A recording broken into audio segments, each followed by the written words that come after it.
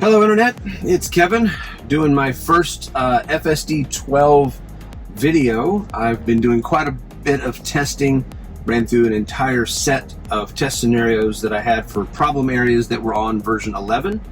I'm sure you've seen plenty of videos, but just wanted to give you one more perspective for the new version 12 of Tesla's full self-driving, now called supervised instead of beta, whatever that means.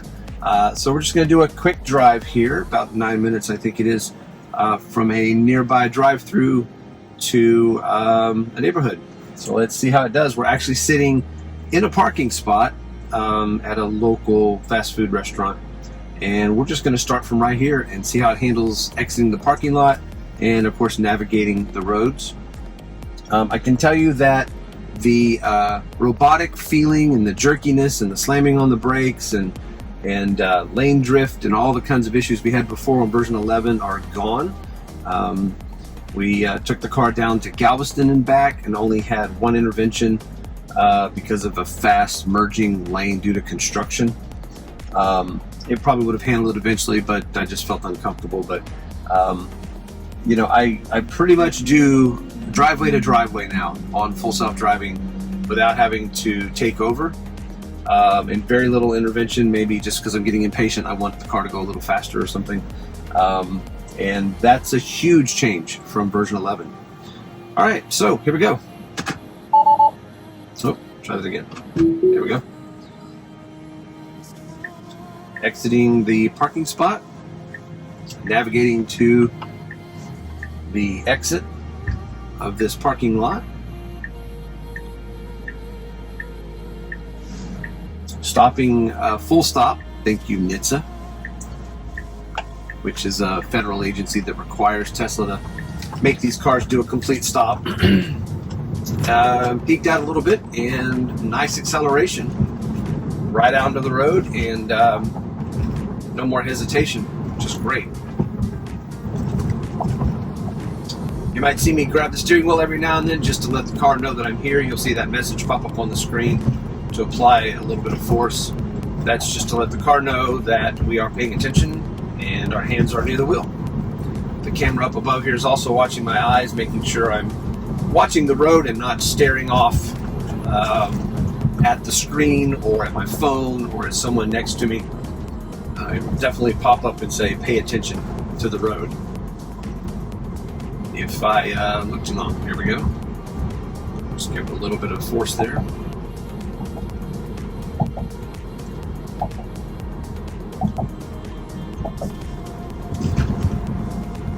So this road we're turning on up here, Aerobic, I think is how you pronounce it, here in the Tascasita, Northeast Houston area.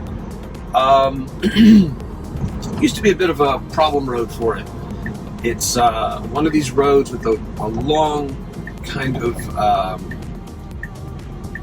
shallow, gradual turn to it. You'll see it here when we get to it in a bit. And it would actually slow down at the curve and turn on the turn signal. And there's no stop signs, there's no turn being made. It was just a long, shallow curve, and the system thought, oh, this is turning from one road to another, and it would slow down and turn the turn signal on, which was obviously not correct. That has appears to have been fixed. So I used to avoid this road. I used to tell the maps to go down to the next road so that it would turn at that light, and then it was just a straightaway and wouldn't deal with this road because of how weird it was. But now, not a problem. So many things that I used to avoid, and I didn't really realize I was doing it until I got version 12, and I would start to avoid something and go, nope, I'm going to let it see what the system can do, and I don't have to avoid those problem areas anymore. Yeah, right here, you see this curve? The turn signal would turn, left turn signal would turn on because it thought I was turning from one road to another.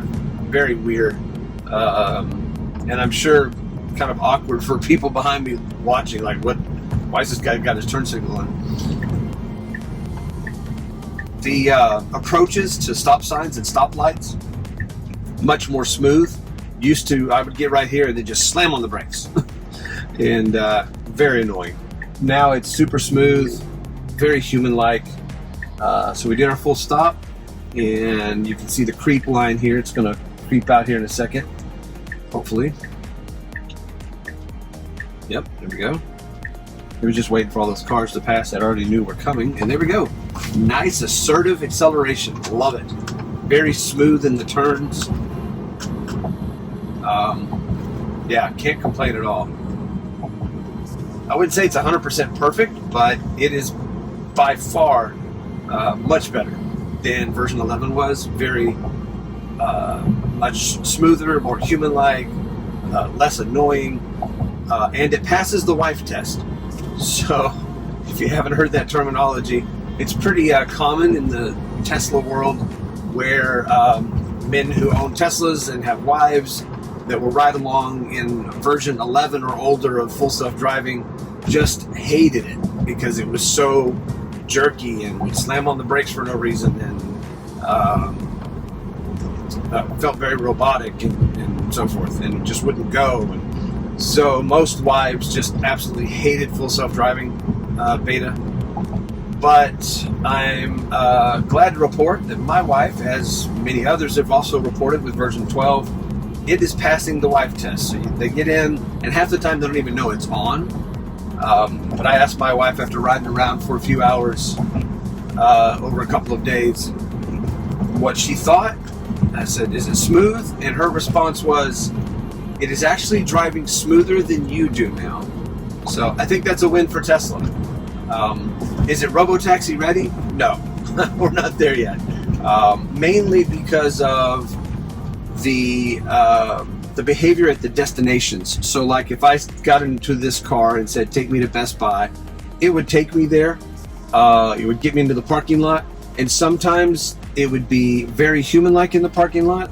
And I've heard some reports it even parks in a parking spot in those parking lots, although I haven't gotten mine to do that yet. Maybe because I'm on the version of a car that has ultrasonic sensors, and I'm thinking the others don't have those sensors. They're vision only, and that's why they're parking. But nevertheless, it's still somewhat robotic in parking lots, a whole lot better than it used to be. Nice assertive lane change there. Love that. So yeah, and it's,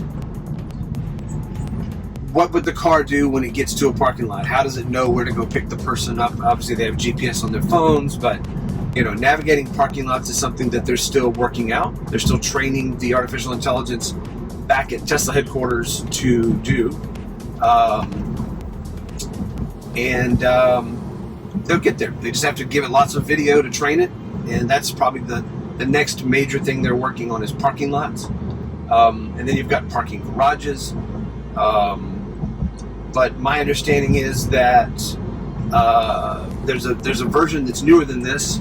I'm on 12.3.0. I think 12.3.2.1 is the one that has this new feature called Auto Park.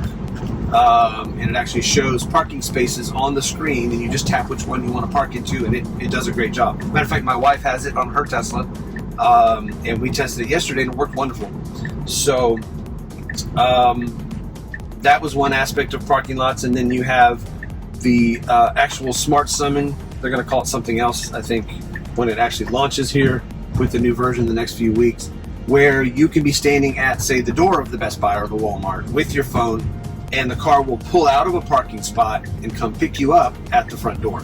So when you put the auto parking feature with the actual smart summon feature, along with some better behavior in the parking lots, on top of what we have here already, which does an amazing job with the with the streets, the city streets and the highways, then I think you're really close to robotaxi readiness, and that's going to be a crazy day whenever that happens, because then, in theory, my car should be able to be used as a robotaxi, and when I'm not at home, or I'm sorry, not needing the car, say I'm working from home or working somewhere, and I don't need my car for that block of time, I can go on the app and just say, okay, you're available to be a robotaxi. So my car can go out pick people up that don't have a car or don't want to own a car anymore, or even maybe say teenagers who don't own cars yet, and the car can go pick them up, take them where they need to go. They pay a lesser fee than what they would pay to Uber or Lyft because they're not paying for the driver, because there's no driver in the car, it's automated.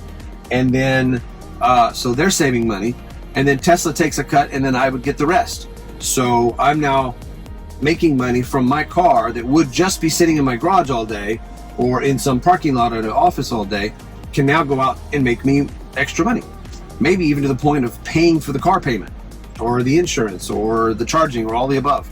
So that's an exciting future to look forward to, and I think we're a lot closer now with this version than we've ever been.